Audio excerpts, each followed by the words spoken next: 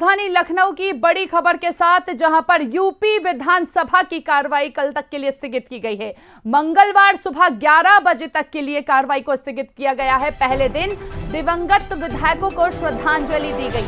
Poster banner लेकर सपा का सरकार पर हमला भी आज पहले दिन देखने को मिला, जहां पर महंगाई, बेरोजगारी पर सरकार को निशाना घेरने का प्रयास किया। जहां पर सनातन मुद्दे पर विपक्ष को बीजेपी घेरेगी। 4 अगस्त को सरकार पेश करेगी अनुपूरक बजट, और ऐसे में 5 अगस्त को विधायी और प्रतिस्थापन कार्य भी होंगे। 6 अगस्त को अनुपूरक बजट पर चर्चा होगी।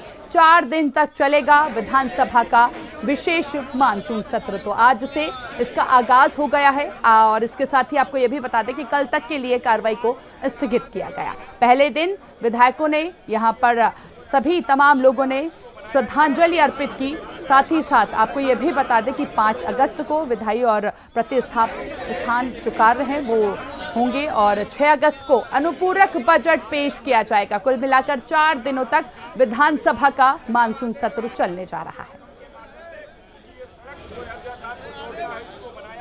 चलिए, विशेष संवाददाता आलोक का रुख करेंगे। हमारे साथ सहयोगी अधिक जानकारी के साथ लाइव जुड़ चुके हैं। आलोक, आज पहला दिन था मानसून सत्र का, और इसके साथ ही यहाँ पर दिवंगतों को श्रद्धांजलि अर्पित की गई। पहले दिन अगर हम कल की बात करें तो किस तरह के मुद्दे गूंजते हुए नजर आएंगे, और सरकार की तरफ से किस तरह की तैयारियां नजर आई है?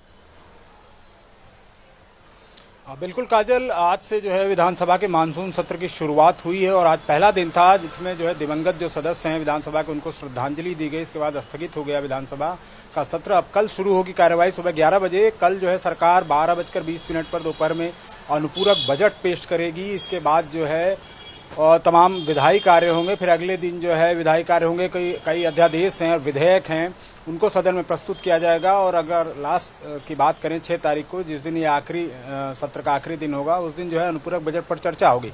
लेकिन हम ये कह सकते हैं कि ये सत्र पूरी तरह हंगामेदार रहेगा, क्योंकि विपक्ष और पक्ष दोनों पक्ष ने अपनी रणनीति तैयार कर ली है।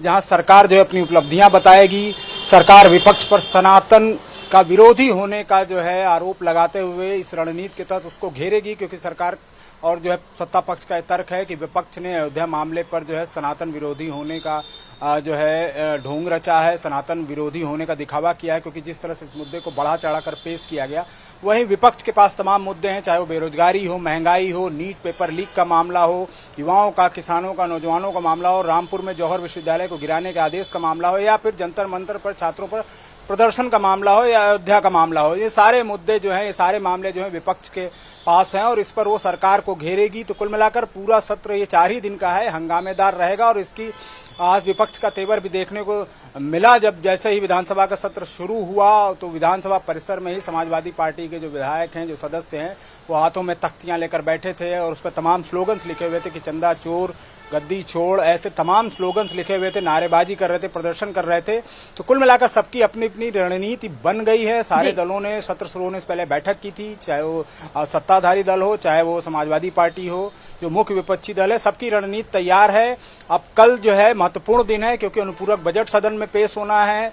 तमाम जो योजनाएं चल रही हैं, क्योंकि चुनाव है अगले साल, उससे पहले सरकार कोशिश है कि जो योजनाएं हैं उनके लिए फंड की व्यवस्था कर ली जाए, ताकि वो योजनाएं समय से पूरी हो जाएं। क्योंकि सत्ता पक्ष को चुनाव में जाना है, 2027 में विधानसभा का चुनाव होना है, उसके लिए भी सभी दल अपनी अपनी तैयारी कर रहे हैं। दूसरी तरफ विपक्ष जो है सरकार को घेरने का कोई मौका नहीं छोड़ेगा, क्योंकि सदन एक महत्वपूर्ण मौका होता है जब सत्र चल रहा होता है विधानसभा का। तो एक महत्वपूर्ण मौका होता है जब दोनों पक्ष आमने सामने होते हैं, सत्ता पक्ष अपनी उपलब्धियां बताता है, और विपक्ष के पास ये मौका होता है कि वो सत्ता पक्ष से सवाल पूछे, जो मुद्दे हैं उनको उठाए, और सत्ता पक्ष को घेरे, उनकी कमियां बताए। तो कुल मिलाकर सत्र हंगामेदार रहेगा, और ये 3 दिन अभी और चलना है। आज पहला दिन था, कल है, कल बजट पेश होगा। इसके बाद तौर पर आलोक, देखने वाली बात होगी कितना हंगामेदार होगा जब कार्रवाई कल शुरू होगी, और इसके साथ ही आगे बढ़ेंगे। बहुत बहुत शुक्रिया हम तक जानकारी पहुंचाने के लिए।